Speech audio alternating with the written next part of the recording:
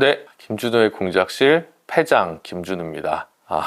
총선 끝나고 처음으로 찍는 녹화 방송이네요. 너무 공백기가 길었던 것 같습니다. 사실은 지난주에 찍어서 올리려고 했는데요. 선거 때 너무 고생하신 우리 홍보팀 당직자분들이 차례로 휴가를 가는 바람에 이렇게 좀 늦게 찍게 됐습니다. 노동 존중, 인권 존중, 당대표라는 거 이제 알아주셨으면 좋겠습니다. 총선 결과가 무척 안 좋죠. 그래서 사실은 저도 늘 요즘 표정이 좀 안 좋고 낯빛도 안 좋고 그렇습니다. 하지만 또 우리 당의 비대위를 한두 달짜리를 만드는 것이 좀 적절치 않을 것 같아서요.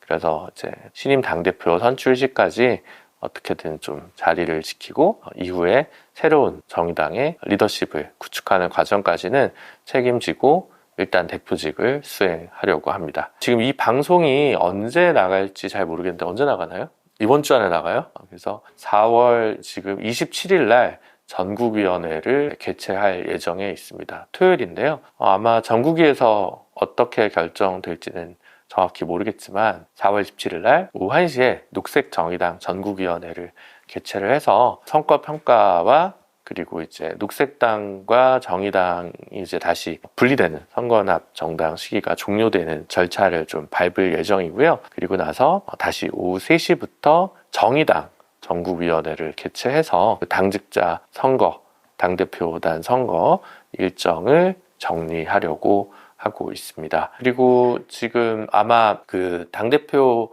선거할 때 시기랑 맞추지 않을까 싶은데요. 저희가 선거연합정당으로 녹색정의당 당명을 쓰고 있잖아요. 그래서 일단 새로운 당명으로 다시 바꿔야 되는데 우리 당의 오랜 논쟁 아닙니까? 정의당이라는 당명을 계속 유지할 거냐 말 거냐라고 하는 고민이 좀 필요할 것 같기는 한데 결론이 어쨌든 나든 간에 근데 그 전에 녹색당과의 그 합의가 있기 때문에 녹색정의당이라는 명칭을 계속 쓸 수는 없을 것 같아요. 그렇게 해서 현재 제가 지금 원안으로 시도당 위원장 연석회의를 통해서 성안한 원안은 투표를 5월 26일까지 하고요. 5월 27일 날 이 취임식을 하는 것을 목표로 하고 있습니다. 그리고 그 과정에서 중간중간에 각종 선거 평가, 토론회 같은 것들을 좀 여러 기획들을 지금 준비 중인 단계다 이렇게 말씀드릴 수 있을 것 같습니다. 이제 그 앞으로 4월 그리고 5월까지 과정은 전 당적으로 혹은 당 외 내외부를 아울러서 선거 평가를 차분하게 진행을 하고 이후에 정의당의 새로운 모색을 하는 시기가 되어야 되지 않을까 싶어요. 그런데 일단 1차적으로 녹색정의당은 이제 원래 4월 30일 전에 이제 종료하기로 되어 있었거든요. 녹색당과 정의당의 합의서 안에서. 그래서 일단은 러프한 드래프트, 초안 같은 선거평가 초안을 지금 준비해서 작성 중에 있는데 그 평가 문서의 제출만으로 평가가 완결된다고 생각하지는 않습니다. 다만 시기적으로 함께 공동으로 평가해야 되는 부분이 있기 때문에 그런 평가 문서를 일단은 제출할 수 있을 것 같고 그게 완결적 문서라고 저는 생각하지는 않는데 오늘 기회를 빌어서 이러이러한 것들을 같이 좀 고민해 보면 좋겠다. 상임 선대위원장으로서 선거를 경유하면서 느꼈던 여러 가지 평가 지점들을 조금 난삽하게 이야기를 좀 같이 나눠봤으면 좋겠습니다. 첫 번째는요, 이번 선거에서 저희가 결과를 좀 분석을 해보면서 대중적 통념이랑 제가 좀 싸우고 싶은 부분이 있는데요. 흔히 얘기하는 젠더 정치를 하면서 노동을 버렸다라고 하는 그런 무지성에 가까운 분석에 대해서 좀 반박을 하고 싶습니다. 기본적으로 제가 사실은 원외 정당으로 우리가 내려갈 거라고 솔직히 예상하지는 못했습니다. 이제 예상을 하지 않았던 혹은 예상하기 싫었던 걸 수도 있겠지만 저는 거기에서의 기본적인 근거로 2022년 3월 대선 그리고 6월 지방선거 결과에 근거한 것이었거든요. 그래서 2022년 3월 대선에서 투표율이 아마 77%인가요? 했을 때 우리가 80만 표를 얻었고요. 그리고 2022년 6월 지방선거에서는 투표율이 52%였는데 저희가 광역의회 비례 기준으로 92만 표에 가까운 표를 얻었어요. 그러면 투표율이 20몇 프로가 떨어졌는데 우리 표가 늘었잖아요.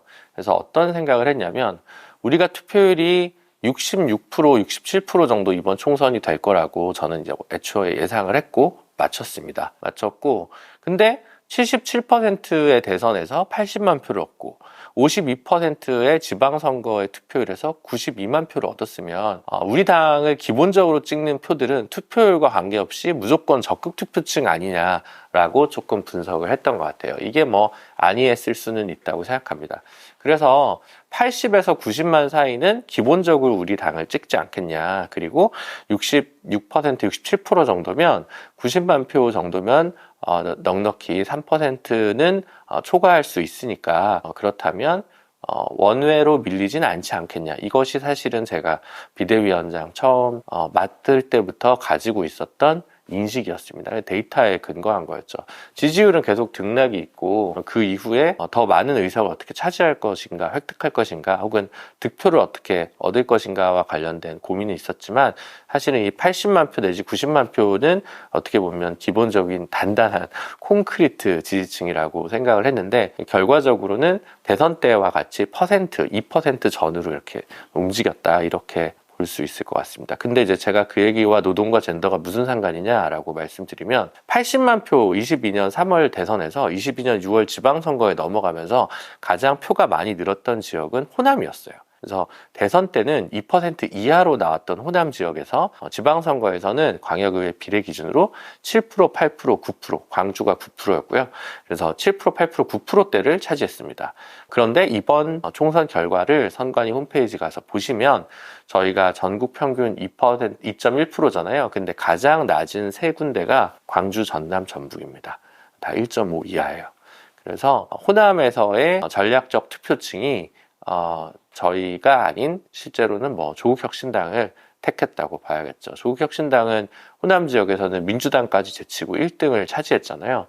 그래서 노동이 저희를 버렸다거나 저희가 노동을 버렸다, 이런 마타도어가 아니라 사실은 호남의 전략적 선택에서 상당한 표가 감소했다. 7%, 8%, 9%가 나오다가 1.5% 이하로 추락한 부분이 오히려 전국 평균 득표율을 견인하는 지역이었던 호남이 가장 낮은 수치를 기록하면서 생겨난 내상이 굉장히 컸다라고 말씀드릴 수 있을 것 같고, 그래서 흔히 얘기하는 민주당이 허락한 진보, 이런 프레임은 당연히 부당하지만 호남에서 인정받는 대안세력이라고 하는 그 미션을 저희가 이번에 달성하는 데 좀 실패한 부분이 있는 거 아니냐라는 분석을 할 수 있을 것 같습니다. 그래서 이게 실제로 데이터상으로 수도권에서 줄어든 표보다 호남에서 줄어든 표가 더 많아요. 그래서 그 비율이 제일 높기 때문에 이 점에 대해서 우리의 호남 전략과 관련돼서 전반적인 검토와 성찰이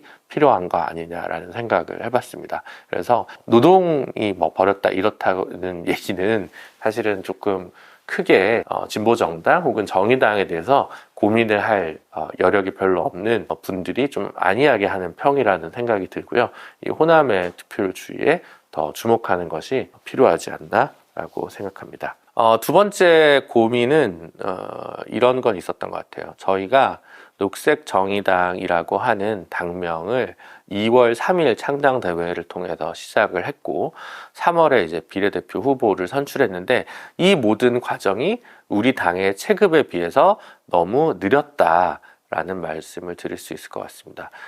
예를 들면 통합진보당 같은 경우도 2012년 총선이었지만 2011년에 통합을 했잖아요.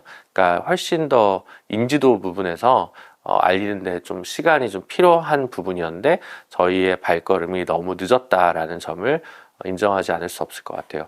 제가 한 3월 정도에도 조사 같은 걸 보면 녹색정의당에 대한 인지도가 한 7, 80% 정도인 것 같더라고요. 그러니까 모르는 거예요. 그래서 정의당 어디 갔어? 라고 얘기하거나 그렇게 물어보시는 분들이 되게 많이 있었고, 그러다 보니까 이 당이 누군지를 알리는 것조차 거대 정당이나 아니면 당대표의 이름이 당명에 박혀있는 당과 달리 훨씬 저희한테 좀 어려운 점이 있었다라는 생각이 들고요. 비례대표 선출도 마찬가지인데 2020년이랑 비교를 해보면 그 당시에 인재 영입이라고 발표는 2019년에 했거든요. 경선은 2020년에 했지만 그런 거 비추어 봤을 때도 저희가 인재 영입이 뭐 조천호 박사님이나 나순자 부대표님, 나순자 위원장님이 이제 오곤 했지만 그런 시기적으로도 조금 더 빠르게 한 박자, 두 박자 빠르게 가야만 시민분들한테 이런 인물들이 새로 또 우리 당에 전력이 된다라고 하는 걸 좀 알릴 수 있었던 것 같은데 그 과정이 전반적으로 좀 늦어졌던 점도 당의 인지도 그리고 득표율을 높이는 데 있어서 좀 어떠한 제약으로 작동한 것이 아닌가 싶습니다. 세 번째는 정권 심판의 구도라고 하는 문제에 대해서 이야기들을 굉장히 많이 하시는데요. 구도가 선거의 7할 이상을 결정짓는 것이다라고 하는 것은 이론의 여지가 있기 어려운 것 같습니다. 뭐 저도 이제 그것을 부정한 바는 없고요. 근데 문제는 정권 심판의 주체가 어느 정도 누구누구로 라인업을 시민 유권자분들께서 선택해 주시느냐의 문제잖아요. 근데 이제 그 정권 심판의 구도에서 민주당과 조국혁신당으로 그 두 개의 주체로 시민분들이 선택을 하신 것 같고, 글쎄요, 저는 노선의 선명성이라고 알기를 하기보다는 좀 뭐랄까 가다운 것이 좀 어려웠다라고 보여지거든요. 그러니까 저희는 원자력 발전을 심화시키는 윤석열 정권을 심판하고 재생에너지 전환을 앞당기자라고 얘기를 한 거고, 노란봉투법의 거부권 행사하는 윤석열 정권을 심판하고 노란봉투법을 반드시 22대 국회에서는 통과시키자. 노동으로 정권 심판, 아니면 여성가족부를 해체하려고 하는 윤석열 정권 심판하고 차별금지법을 제정하자. 이런 성평등으로 정권 심판, 이런 가치에 기반한 정권 심판 얘기를 좀 했는데 그거는 그렇게 흡입력 있게 다가가지 못하는 것 같아요. 혹은 이 얘기를 다르게 하면 기후와 노동과 성평등의 정치가 단순하게 나열돼 있고 이 세 것들이 혹은 더 많은 영역들이 가치가 접합돼서 어떤 세계관을 보여주는 필요가 있지 않았나라는 생각하는데, 그러한 우리가 만들고 하자는 세상에 대한 세계관을 뭔가 설파하는 핵심적인 공약이나 아이콘 이런 걸 만들어내는데, 구축했는데 조금 성공적이지 못했던 거 아닌가, 혹은 저희의 기획이 부족했던 게 아닌가라는 생각을 성찰적으로 하고 있습니다. 예를 들면 이준석 대표 같은 경우는 이제 능력주의와 공정담론에 기반한 어떤 세계관을 제안하는 거라고 한다면, 조국혁신당은 뭔가 복수의 느와르극 같은 세계관을 이제 제안을 하는 거잖아요. 근데 저희가 얘기하는 것은 어떤 세계관, 그러니까 꼭 무상급식, 무상교육 이런 게요, 무상의료 이런 게 그 공약 자체의 어떤 폭발력이라기보다는 그 공약이 지시하는 게 어떤 그 당시에는 북유럽 사회민주주의 국가의 복지국가를 형성하자라고 하는 세계관이 응축된 공약인 거잖아요. 그리고 그런 사람들, 그런 면에서 어떤 세상을 우리가 만들 것인가와 관련해가지고 이 있는 공약들이나 가지고 있는 우리의 리소스들을 모아내서 어떤 세계관을 구축하고 제안하는데 조금 유능하지 못했던 거 아닌가라고 하는 점을 되게 깊이 좀 반성을 하고 있습니다. 그런 면에서 구도를, 정권 심판 구도 안에서도 어떠한 세상을 나아갈 것인가에 대한 이야기를 좀 설득력 있게 진입하지 못한 부분이 있는 것 같고요. 다른 한편으로 구도라는 것이 단순히 그런 정세, 컨텍스트, 맥락 뭐 이런 것도 있지만 어떤 플레이어들이 존재하느냐가 되게 달라지는 것 같아요. 근데 이번에는 대략 새로운 미래랑 저희까지 해서 대략 6자 구도 정도로 형성이 됐잖아요. 유례 없이 많은 구도로 형성이 되다 보니까 생겨난 상황에서 저희의 약해진 체력이나 여러 가지 불협화음, 혹은 기존에 있던 정치인들의 여러 정당들의 이탈로 인해서 약간 올라가는 조직이라기보다는 약간 내려가는 국면의 조직으로 여타의 정당들에 비해서 좀 비춰진 것 같아요. 어쨌든 새롭게 창당을 한 조국혁신당이든 개혁신당이든 새로운 미래든, 물론 새로운 미래는 저희보다 비례해서 득표율은 더 낮았습니다만 그런 새로운 것들이 좀 나타나다 보니까 조금 더 낡아 보이는 것으로 좀 보이거나, 혹은 녹색정의당이란 이름 때문에 인지가 제대로 되지 않는다거나 뭐 여러 가지 것들이 좀 문제가 된 거 아닌가 라는 생각을 좀 많이 하고 있습니다. 뭐 이렇게 얘기하면 이제 외생 변수, 내생 변수, 그러니까 외적인 문제 그리고 내적인 실력의 문제가 이제 같이 착종되면서 저희가 원외로 밀리는 좀 아픈 결과로 이어진 게 아닌가 싶습니다. 그리고 구도 문제에 있어서 제3지대 효과라고 하는 부분도 인정하지 않을 수 없을 것 같은데요. 늘 이제 가장 많은 표를 얻었다고 이야기되는 2004년 총선에서 사실 퍼센트상으로 제일 높았는데, 그 당시에도 사실 이른바 양당에 대해서 염증을 느끼는 표가 꼭 진보적 유권자가 아니더라도 온 표가 있었고, 그 표가 사실은 2008년 총선에는 창조한국당, 문국현 대표님의 창조한국당으로 표가 달아났던 기억이 있거든요. 근데 지금 같은 경우는 그런 제3지대 표가 저희한테 이제 하나도 오지 않는다. 왜냐하면 다른 정당들이 같이 나열돼 있으니까. 그래서 어떤 그런 보너스 같은 표들도 이번에 좀 사라졌다라고 얘기를 할 수 있을 것 같아요. 물론 그 표가, 그런 표가 뺏겼음에도 불구하고 2016년에 우리 국민의당이 있었음에도 불구하고 6% 7% 선을 지켜냈었잖아요. 그런 거에 비하면 그런 부분은 결국 지난 4년에 좀 부족했던 의정활동이나 정치활동에 대한 평가가 좀 우리 당에 대해서 냉정한 평가를 내린 부분에 분명히 영향을 줬다는 점을 저희가 부인할 수는 없을 것 같습니다. 그리고 이제 미디어 문제도 이야기를 안 할 수가 없는데요. 사실은 이게 구도나 이런 것 속에서 보시면 이제 이낙연 총리랑 이준석 대표가 합당을 한 개혁신당이 있고 국민의힘, 민주당, 저희 이렇게 다자 구도가 됐을 때 저희 지지율이 더 올랐었어요.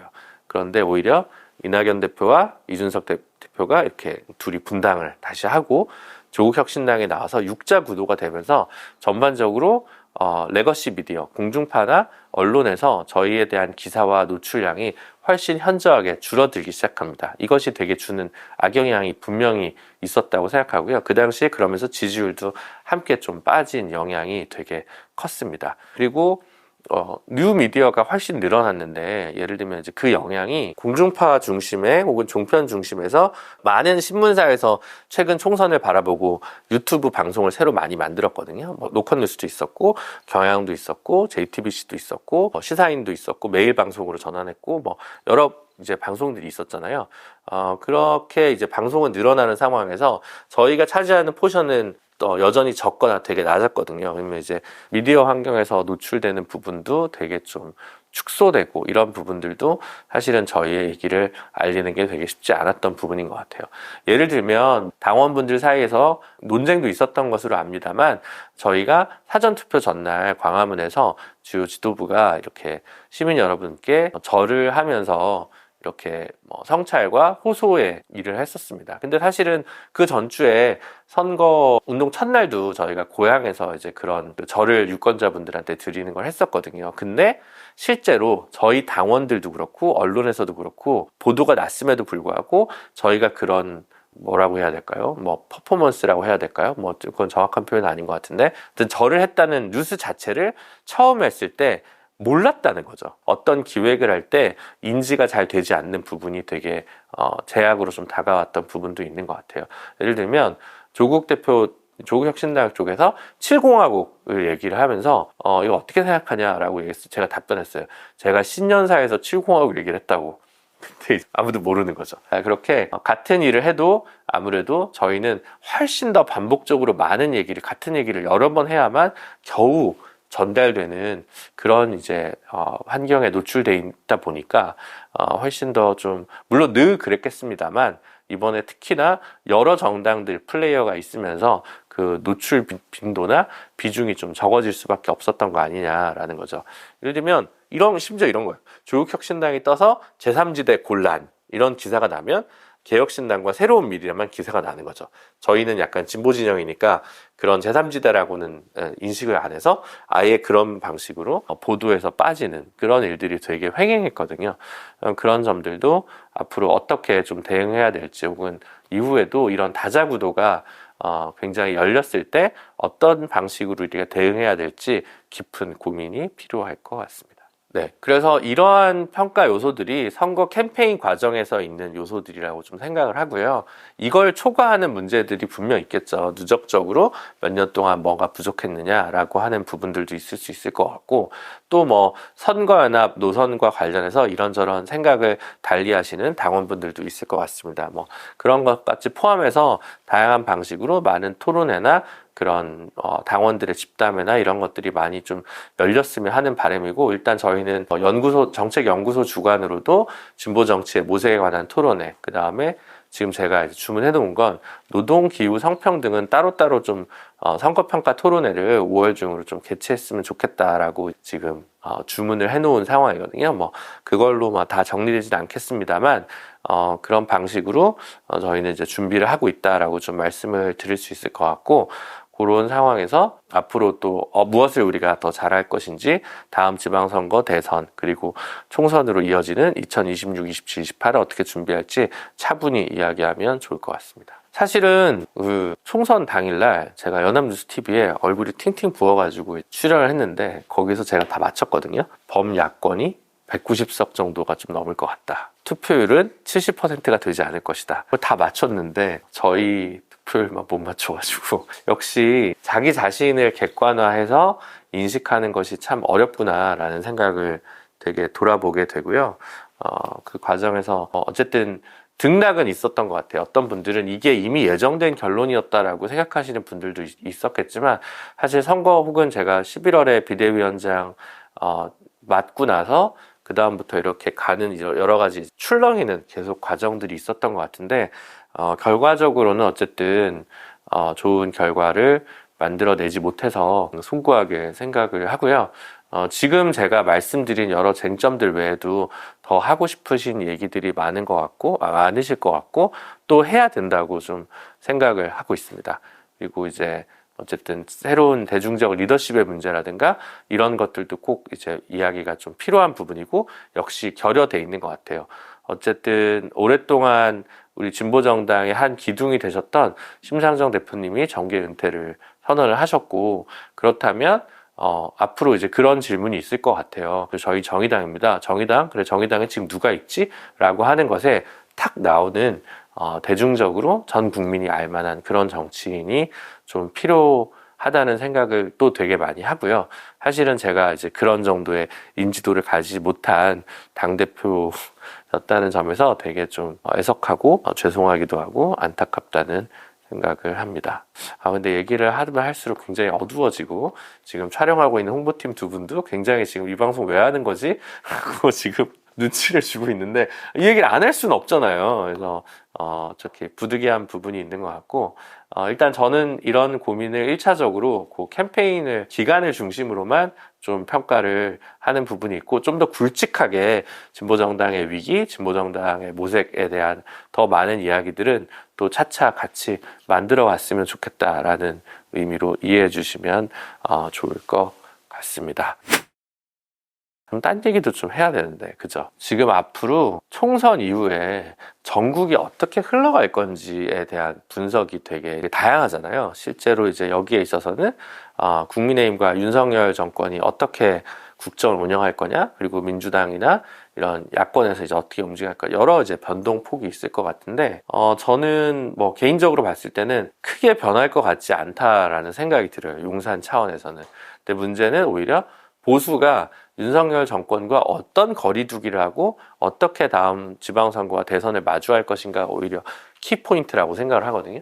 근데 여기에서 크게 움직일 것 같지는 않긴 하지만, 많이들 보셨겠지만 선거 직후에 중앙일보에서 소선거구제 폐해다라고 짚은 게 저는 굉장히 흥미롭고 또 웃기기도 했어요. 왜냐하면 이 부분에 대해서 보수가 그동안 특별히 크게 힘주어서 얘기한 적이 없었거든요. 결국은 승자가 모든 걸 독식하는 소선거구제의 이득을 양당이 같이 봤는데, 지난번에도 사실은 전국적으로 지역구 득표에서는 8% 차이가 났는데 의석은 몇십 표 차이가 났다. 거기다 위성정당을 만들지 않았으면 훨씬 다른 결과가 나왔을 것이다 라고 분석이 있었잖아요. 근데 그걸 듣지 않고 이번에도 그냥 갔던 것이고, 만약에 뭔가 비례성이 높거나 소선거구제의 문제를 조금 해결하는 방식의 선거제도 개혁을 했었다라고 한다면 이 결과가 또 굉장히 달라졌을 거고, 유권자들의 선택도 굉장히 달라졌을 거라고 저는 생각을 하거든요. 근데 과연 이 부분에 대해서 현재 대부분의 60% 이상이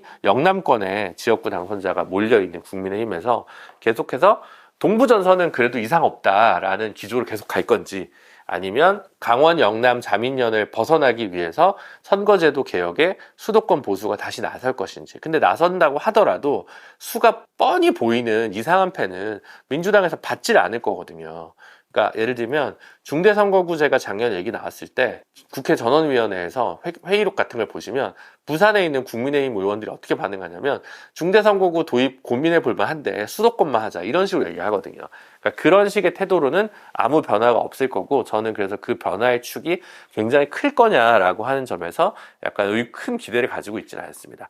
다만 이거의 다른 의미로 지금 지방선거가 앞으로 다가오고 있잖아요. 부산 같은 경우도 46, 7석의 시의원 자리가 있으면 지금 40석 정도가 국민의힘이 일당 독재를 하고 있단 말이에요. 지방선거에서의 비례성을 좀 개선하는 방식의 선거제도 개혁 가능성, 이런 것들은 조금 남아있지 않을까라는 생각을 좀 해보고요. 뭐 그 자체가 당장에 현재 우리 당에게 뭐 유리하냐 불리하냐를 떠나서 정치개혁이나 이런 비례성 높은 선거제도는 반드시 필요한 부분이기 때문에 이 부분과 관련해서 고민이 한 축으로 선차적으로 필요할 것 같고, 두 번째는 아까 말씀드린 맥락에서 그래서 소선거구제를 어떻게 할 거냐, 지역구를 어떻게 할 거냐, 그동안에는 주로 비례를 어떻게 할 거냐라는 논의가 있었다면 지역구를 어떻게 해야 할 거냐라는 것에 대해서 우리가 됐든 시민사회가 됐든 소수정당이 됐든 혹은 거대 양당에서 정치개혁을 좀 고민하는 진정성 있는 정치인이 있든 고민이 좀 필요할 것 같아요.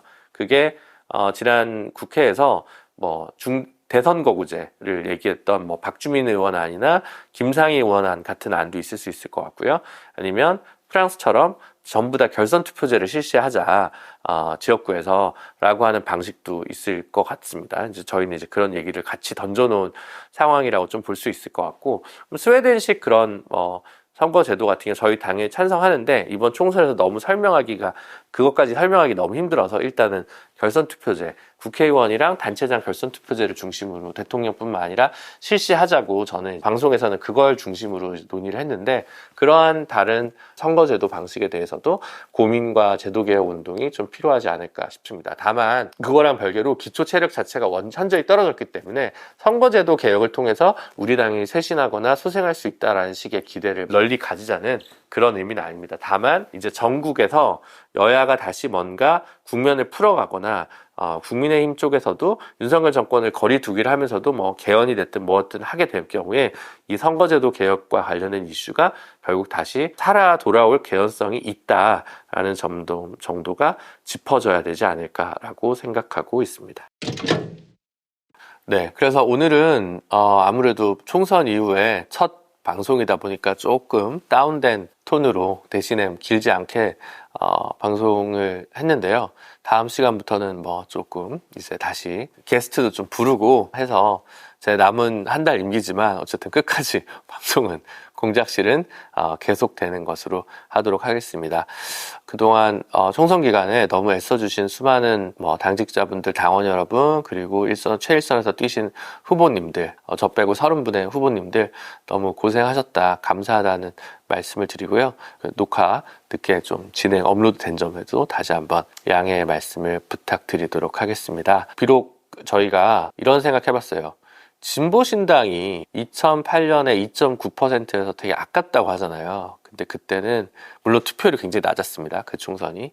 어쨌든 그때 진보신당이라는 당을 찍어준 표는 50만 표. 우리는 60만 표. 그래서 그때보다는 더 많은 사람들이 저희를 여전히 지켜주고 있다라는 생각도 같이 좀 해봤으면 좋겠다는 생각이 들고요. 그 60만 분을 과 함께 손잡고 다시 좀 진보 정치를 제대로 재건하는 길에 같이 나섰으면 좋겠습니다. 그렇지만 그래도 제가 그 책임은 져야 되니까 5월 당대표 선거에는 출마하지 않는다는 점 이 자리에서 다시 한번 말씀드리도록 하겠습니다. 어쨌든 5월 말까지 최선을 다하는 당대표가 되도록 하고요. 다음 시간에 다시 만나는 걸로 하겠습니다. 안녕.